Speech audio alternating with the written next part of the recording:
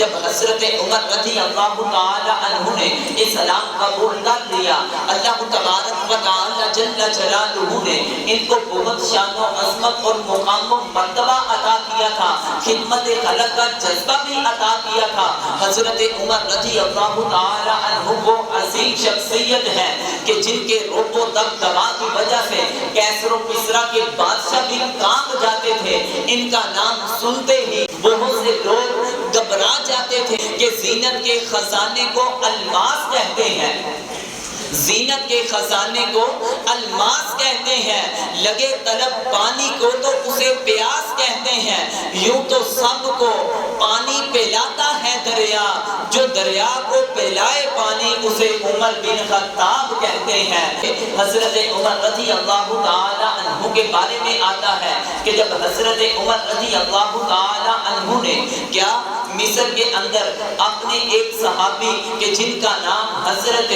عمر بن عاص رضی اللہ تعالی عنہ تھا، ان کو جب مصر کے اندر امیر مقرر کیا تو اب مصر کے اندر جب ان کو امیر مقرر کر دیا گیا، اب ہوتا کیا ہے کہ مصر کے اندر ایک دریا کے جس کا نام دریائے نیل ہے، اور دریائے نیل کی یہ کیفیت ہوتی تھی کہ سال کے اندر ایک مہینہ آتا تھا اور اس مہینے کی 11 تاریخ کو وہ دریائے نیل رک جاتا تھا، اس کا پانی خشک ہو جاتا تھا۔ اتنی دیر تک دریائے نیل کا پانی نہیں چلتا تھا جتنی دیر تک اس دریا کے اندر کسی کنواری جوان لڑکی کو دلہن کی طرح بناؤ سنگار کر کے اس کو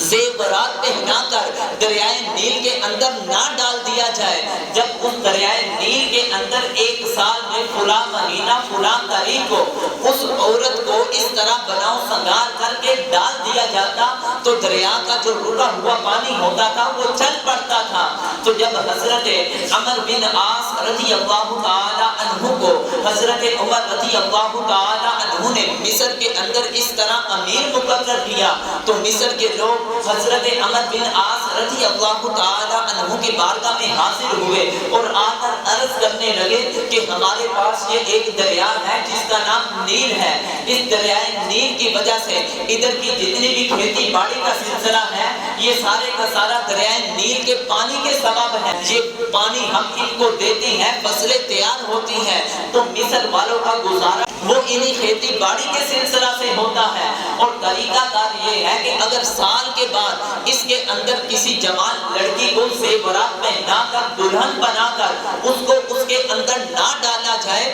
اتنی دیر تک یہ دریا چلتا نہیں۔ جب حضرت عمر بن عاص رضی اللہ تعالی عنہ نے یہ سنا اور کہنے لگے کہ اسلام تو اس طریقے کو پسند فرماتا ہی نہیں ہے کہ کسی ایسے ہی بلا وجہ جوان عورت کو دلہن بنا کے زیورات پہنا کر بغیر اس کے اس کے کسی قسم کے بھی گناہ کے اس کو دریا میں ڈال دیا جائے، اس کو اس طرح موت کے منہ میں ڈال دیا جائے۔ اسلام اس کو بالکل پسند نہیں کرتا۔ یہ زمانے جاہلیت کی تو رسمیں ہو سکتی ہیں، اسلام اس کو بالکل قبول نہیں فرماتا ہے۔ انہوں نے اپنے ادھر مصر کے رہنے والے لوگوں کی بات کا انکار کر دیا اور دریائے نیل کے اندر عورت کو نہیں ڈالا، یہاں تک کہ جب وہ مہینہ اور 11 تاریخ آتی ہے اس کے بعد دریائے نیل خشک ہو جاتا ہے، وہ چلتا ہی نہیں، کئی دن کئی ہفتے مہینے تک گزر جاتے ہیں، یہاں تک کہ لوگوں کی فصلیں جو ہے وہ تباہ و برباد ہونا شروع ہو جاتی ہیں۔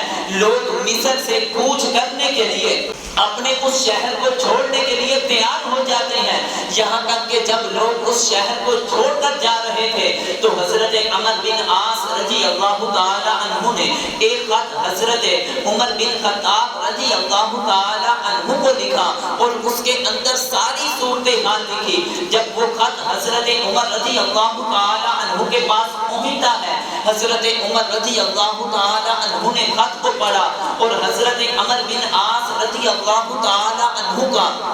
جواب بھی پڑھا تو حضرت عمر رضی اللہ تعالی عنہ کو سن کر بڑی خوشی ہوئی کہ عمر بن عاص نے کتنا ہی پیارا فیصلہ کیا ہے کہ ایک جوان عورت کو دریا میں نہیں ڈالا۔ تو پھر اس کے بعد حضرت عمر رضی اللہ تعالی عنہ ایک چھوٹا سا خط لکھتے ہیں اور خط لکھ کر حضرت عمر بن عاص رضی اللہ تعالی عنہ کی طرف روانہ کر دیتے ہیں۔ حضرت عمر بن عاص رضی اللہ تعالی عنہ کی طرف جب اس خط کو روانہ کر دیتے ہیں، ہوتا کیا ہے، حضرت عمر بن عاص رضی اللہ تعالی عنہ اسی خط کو پکڑ کر کیا کرتے ہیں، دریائے نیل میں ڈال دیتے ہیں۔ اور جب صبح ہوئی تو اس وقت دریائے نیل میں جتنا پہلے پانی چلتا تھا اس کی بنسبت مورخین فرماتے ہیں 16 ہاتھ پانی اور زیادہ اوپر چلنا شروع ہو گیا۔ اور اس کے بعد جب سے حضرت عمر رضی اللہ تعالی عنہ نے اس خط کو دریا کے اندر ڈالنے کا حکم دیا، اس وقت سے لے کر آج تک وہ دریائے نیل کا پانی کبھی بھی خشک نہیں ہوا۔ تو جب لوگوں نے صبح کے وقت دیکھا کہ آخر یہ ایک عورت کو لیے بغیر یہ دریا چلتا نہیں تھا، آخر اس دریا کو اچانک کیا ہو گیا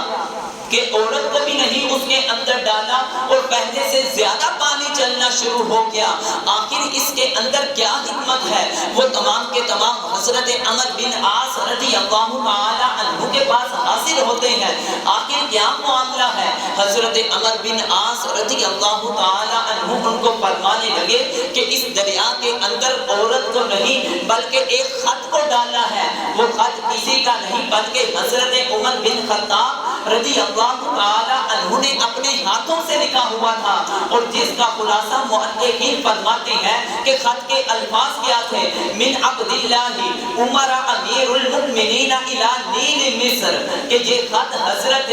امیر المؤمنین جو اللہ کا بندہ عمر بن خطاب رضی اللہ تعالی عنہ ہے اس کی طرف سے یہ خط دریائے نیل کو ہے۔ اس کے بعد کہتے ہیں اما بعد فإن كنت تجری من قبلک فلا تجری، اے دریا اگر تو اپنی مرضی سے چلتا تھا تو عمر بن خطاب تجھے کہتا ہے تو بالکل نہ چلنا، اگر تو چلنے میں اپنے رب کا محتاج تھا تو اپنے رب کے حکم سے چلتا تھا تو یہ عمر ہو کر یہ تجھ کو حکم دیتا ہے تو اپنے رب کے حکم سے جاری ہو جا۔ وہ رب فَأَسْأَلُ اللَّهَ الْوَاحِدَ الْقَهَّارَ، کہ وہ اللہ کی ذات جو واحد ہے، وہ اللہ کی ذات جو قہار ہے، میں اس کے نام کا واسطہ تجھے دے کر کہتا ہوں کہ اے دریا اگر تو اپنے رب کے تابع ہے اب تو نے رکنا نہیں ہے بلکہ تو نے چلنا شروع کر دینا ہے۔ جیسے ہی دریا کے اندر ان الفاظ والا خط جاتا ہے وہ دریا جو خشک تھا